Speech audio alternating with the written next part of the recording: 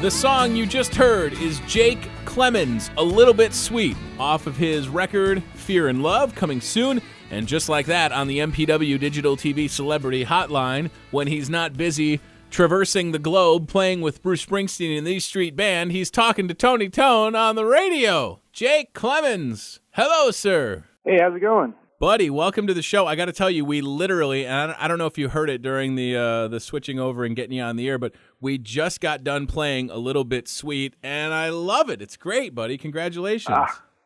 Thank you. I really appreciate that. That's really kind. So if that's just a sample of what's to come off the album Fear and Love, can I get an advance copy? Because it's really good. Thank you. Yeah, I appreciate it. I would love to get you the same copy. I haven't quite gotten one myself, but they should come in soon. So. Well, Jake, I want you to know that we can be an ally of yours because not like, most radio stations don't have control over what they play. I have 100% local control. I heard A Little Bit Sweet. I added it to my playlist. We just got done playing it. It totally fits what we do. I'm so excited to hear the rest of the album. I can't wait. Oh, thank you, man. That's I really appreciate hearing that.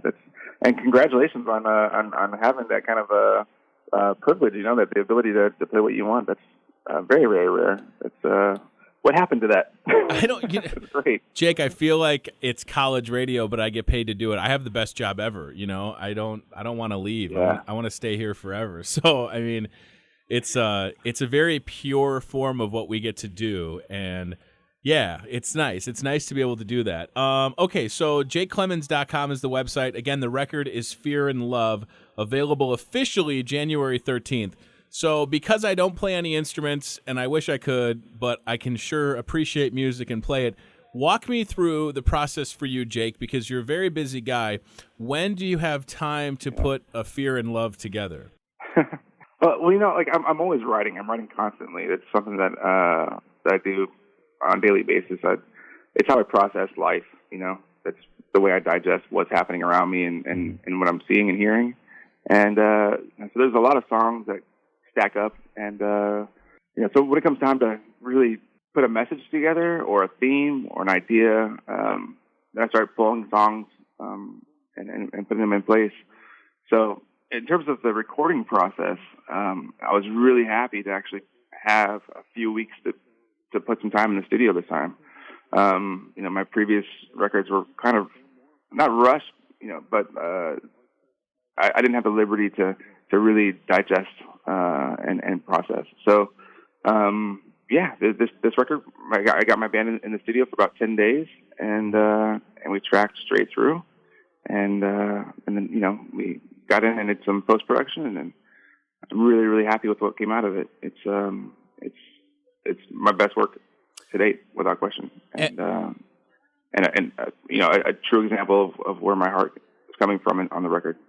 Well, I'll tell you this, from a person that consumes music and listening to what you had said in a previous interview regarding finding the one element of a song, for me personally, when I was about 40 or 50 seconds into A Little Bit Sweet, I thought I can identify with some of the messaging and the lyrics in this song, and I don't know how to describe it. I mean, obviously people just heard it, but there's a lot of elements going on, certainly a saxophone, and correct me if I'm wrong, I don't know if I heard like a violin or a mandolin, but there were all these elements that came together and it just worked. And sometimes I think, you can get a song that might sound busy, but that particular track, A Little Bit Sweet, did not sound busy. It flowed together nicely. So is that something that's always on your mind when you're in the studio wanting things to kind of work together harmoniously?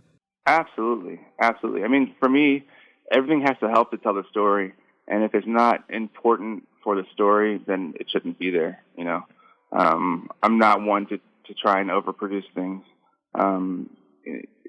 It has to tell itself organically. And, for that song, there are a lot of different elements to it. But I felt like they were all necessary. They were all really important and grabbing, the full spectrum of what was being said. I grew up listening to a lot of symphonic music. My father was a really strict dad, so we listened to a lot of orchestral stuff. And at the time of putting this record together, I was listening to a lot of a lot of Beethoven, a lot of Brahms, and just trying to get aspects of building a sound, building a story, and implementing that here. So that was my next question. It was going to be, how has songwriting evolved for you over the years? I mean, is it about life experiences, or do you kind of have material that maybe you've put on the shelf that you can come back to, or what? Yeah, I would say both for sure. There's been a big evolution for me. I used to write from a very, strictly emotive place, where I would feel something and I would spill it out, and that was fine. But as I've gotten older, as I've listened to my mentors and understood the power of storytelling, and the richness of storytelling, it's required me to work harder and to be a little bit less lazy and find resolve in a song, no matter what the song is about. For me, there has to be some sort of a resolve. You got to find your way through to the end of the story. You got to push through, and that's been a big evolution for me over the last few years, discovering that and the value of that. If you're just joining us, that's Jake Clemons on the phone, jakeclemons.com, the album Fear and Love, available January 13th. I wonder, in the experiences that you've had, I haven't had the opportunity to talk to Bruce Springsteen or Roger Waters. Are they alike, those two? Because it seems like they're crazy, like talented, naturally gifted, but do they have any similarities? Well, they both created some great music.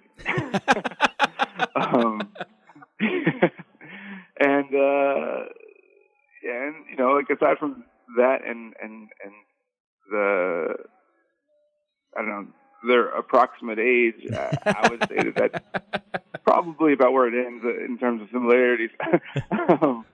They operate very, very differently, but both in really effective ways.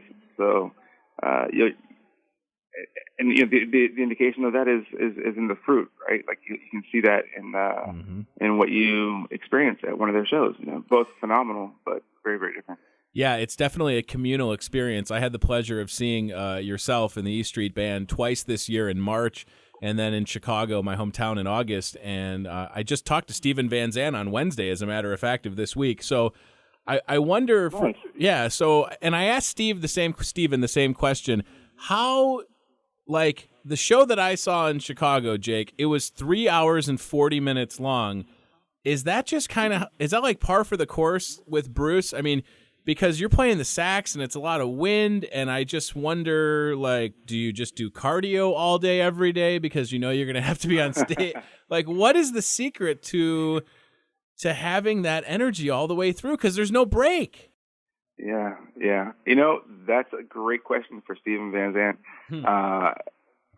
For me, I kind of just unplug. I unplug from the minute we walk on that stage to the minute we come off. But I'm left wondering, like, how do they do it? Because they're 30 years older than I am. So I'm on stage thinking to myself, or I'm coming off, and the last thing I'm allowed to do is complain or say that my back hurts. I'm amazed. I would love to actually hear what their responses to that question would be, just as a guide for me in the next 30 years. It's a miracle. There's something about the music that I think maintains a certain amount of youth, and being able to give yourself every night, and leave your baggage at the door. I think is liberating, and for the fans alike. Yeah, rock and roll keeps you young. It totally does. And I can't describe to people that didn't go to see one of the stops along the way how much energy there are. We're in the United Center in Chicago, where I'd watch Michael Jordan win a championship, and now there's 20,000 people that know every word to all the songs, and it's just you have to feel it on stage, right? The energy in the rooms. Without question. Yeah. I'm very much attuned to, like, that connection. That is, maybe the most important thing to me on that stage. Well, I tell you what, it was a great experience, and as I come back to it, I can't wait to experience the rest of Fear and Love, the record that's coming out January 13th. You can pre-order it now. Get more details at jclemons.com. You have a very busy 2017 going to Australia and New Zealand. I wonder when there are breaks in the schedule, solo touring behind the record? Yeah, absolutely. Yeah, we'll be picking up later on in next year, and I can't wait. I'm really excited about sharing it. This is just a thrilling time for me. I mean, having the songs being received the way that they are already is just humbling, and I'm grateful, man. I'm really grateful. Well, Jake, listen, buddy, you have a friend here in the great state of Iowa. I can't wait to play more songs off of it, and whatever you need along the way, don't be a stranger. Merry Christmas, continued success, and thank you so much for the time. I appreciate it. It's a pleasure. Complete pleasure. Thank you so much for your kind words. Take care. Bye.